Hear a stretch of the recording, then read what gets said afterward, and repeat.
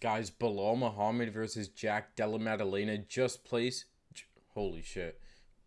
Just took place at UFC 315 in Montreal, Canada. This is crazy. First of all, very entertaining fight. This main event, very entertaining fight. Bilal Muhammad proved he is an entertaining fighter. I thought the Leon fight was very entertaining, and even though he lost this, still very entertaining. Uh, Obviously, we all want to talk about what's going to happen next, but I'm just going to go over the main card a little bit. Benoit Saint Denis versus Kyle Prepelec. Benoit Saint Denis got the finish. I think it was pretty obvious. I'm going to go over these quick. I think it was pretty obvious he was going to get this finish. He wanted some top contender like Gaethje or something. I think he mentioned his name. Charles, Patty. I swear he mentioned a bunch of names in his post-fight interview. No, just rebook the Joel Alvarez fight. Joel Alves fight. Make that happen, guys. Natalia Silva versus Alexa Grasso.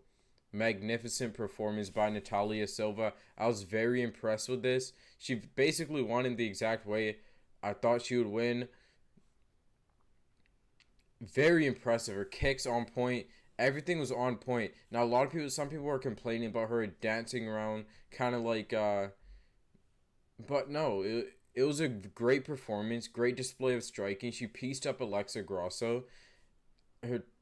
Alexa Grasso just couldn't keep up. Natalia Silva did not get tired. It was very hard for Alexa Grasso to cut Natalia Silva off, get her against the cage. Natalia Silva did a great job, won that fight. Jose Aldo versus Amin Zahabi. I want to talk about this. I don't care what anyone has to say. Jose. That was cringe as fuck. Jose Aldo. That was an embarrassing performance by him. First of all, first two rounds pretty decently entertaining. Second round, I gave to Amin Zahabi. I think everyone with the right mind probably should. I don't have a problem giving it to Aldo, but whatever. Third round comes, Aldo almost gets a finish on Amin Zahabi. Right after that sequence of almost getting a finish on Amin Zahabi, who's that close, Aldo gasses himself out in an embarrassing way, looks at the clock with about 3 minutes left, and basically gives up and loses that round to Amin Zahabi. Embarrassing performance by Aldo. Now, I know he's a legend, and I know he retired after this, which, it was time for him to hang up his gloves, the Hall of Famer. But yeah, not a good performance by Aldo. Even him being unprofessional, missing weight by that much too, affecting it like that, making it featherweight belt. Just not good for Aldo, but great career though. I'm glad he retired though, realized, it isn't for him. I think probably started thinking that, after missing weight and apparently a lot of stuff went wrong. Get out if you're Aldo. You're out, man. I love Aldo though, but embarrassing performance, I saw a lot of people saying Aldo could have won. No, he lost. Now, Valentina Shevchenko versus Manon Fiorot, however you say the French lady. Valentina Shevchenko won in a very, very competitive fight. I just had a couple problems with it. First round, Valentina Shevchenko won. She just outstriked Fiorot a little bit. Next two rounds, Fiorot run. Fio is hard saying the F's. Manon, she won. Set the next 2 and 3 rounds. In good fashion. She's very physical. Her strength played a big role in this. Her being bigger and stronger and stuff. She won those rounds. Valentina won the fourth. Last round was very competitive, but I gave it to Valentina. First of all, at the end of the fourth round, I believe it was Valentina who in a very competitive round going back and forth. Valentina Shevchenko knocked down Manon Fiorot, almost got the finish, but Bell saved her. 2-2 going into the fifth. Valentina Shevchenko barely edged it out. Now, I do have a problem with her corner.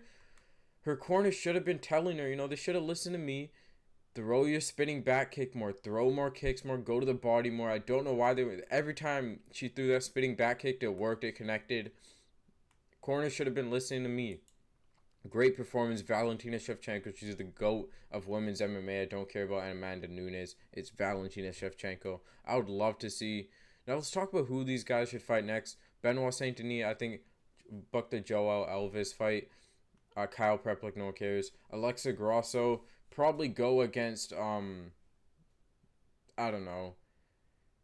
I really don't know. It depends. Maybe Manon Fiorot, but she's probably going to be looking back in the division, so find some other contender.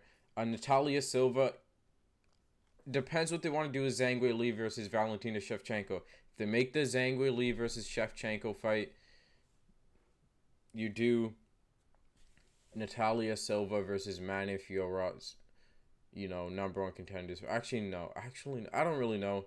Natalia Silva, just give her a title shot. Jose Aldo, he's retired. Amin Zahabi, Bryce Mitchell. Yeah, Bryce Mitchell at featherweight. Honestly, do that. That sounds cool. Have Amin Zahabi go up. Valentina Shevchenko, Zhang Weili, make that super fight. Manny Fiorot, I don't know. Maybe even Alexa Grasso versus Manny Fiorot next. Bilal Muhammad versus Jack Della Maddalena. Let's get to it. I had this probably 4-1 Jack Della. 4-3-2 Jack Della. Excellent performance by Jack Della. He just controlled the fight on the feet. Did get pieced up a little bit at times. Bilal's striking very underrated. His boxing very underrated. And he connected a lot of shots on Jack Della. I think a lot of the rounds, Bilal had more significant strikes. But overall, you can see right here, Jack Della had more significant strikes. Now, Jack Della's takedown defense, amazing, right? Counter grappling, amazing.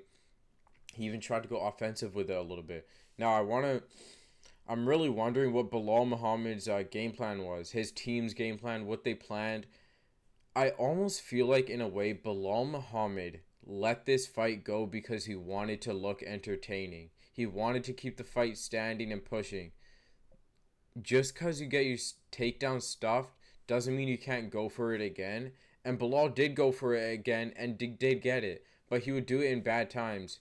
I believe after that first round, I think Bilal should have realized he should have shot.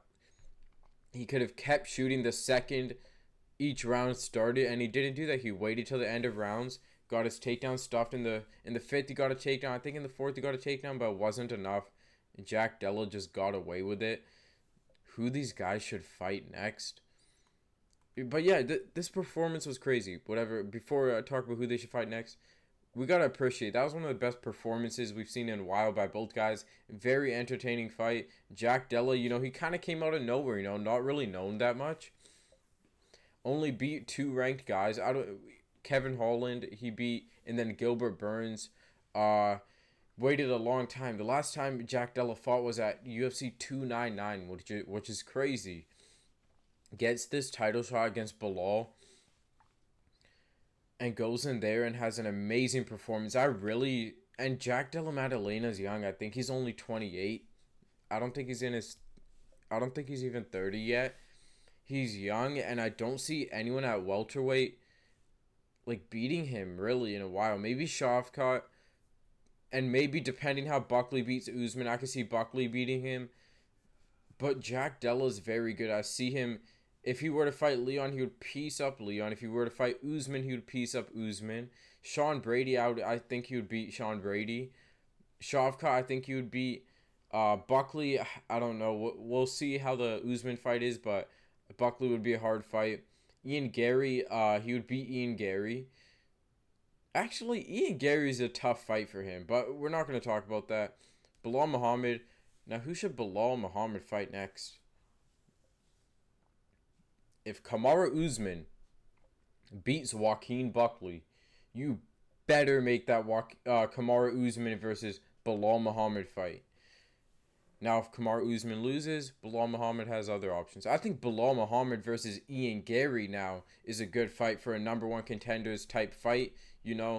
I think that's a great fight. Bilal Muhammad versus Ian Gary. Give Ian Gary that fight. Even though I'd like to see Ian Gary versus the winner of Usman versus Buckley, or even Bilal Muhammad versus Sean Brady #2. They could do that rematch since they're gonna be making Islam Makhachev versus Jack Della Maddalena. Islam Makhachev, I think it's pretty official. It hasn't been officially announced yet, but that's gonna happen. It's gonna be Islam Makhachev versus Jack Della Maddalena. Islam Makhachev is gonna be moving up to 170 to try to get that double champ status and try to beat Jack Della Maddalena. It's gonna be Islam versus Jack Della Maddalena. I like that fight a lot. And that's a very, very, very tough fight for Islam.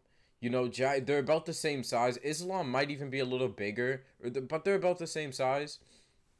And that's a very tough fight for Islam. Jack is a very good boxer. I think Jack Della Maddalena is just a way better version of Poirier, you know? And we saw how Poirier gave Islam a tough fight. So really, I'm honestly, I'm a little up in the air. Even though I'm a big Islam D rider, I'm a little up in the air on that fight, you know? I have to think about it more, but I'm still going to lean with Islam for now because of the grappling and because I think Islam game plan's better. So, but yeah, great fight, this one. Card could have been way better. I didn't really watch any of the prelims, you know. I was busy watching the NBA playoffs.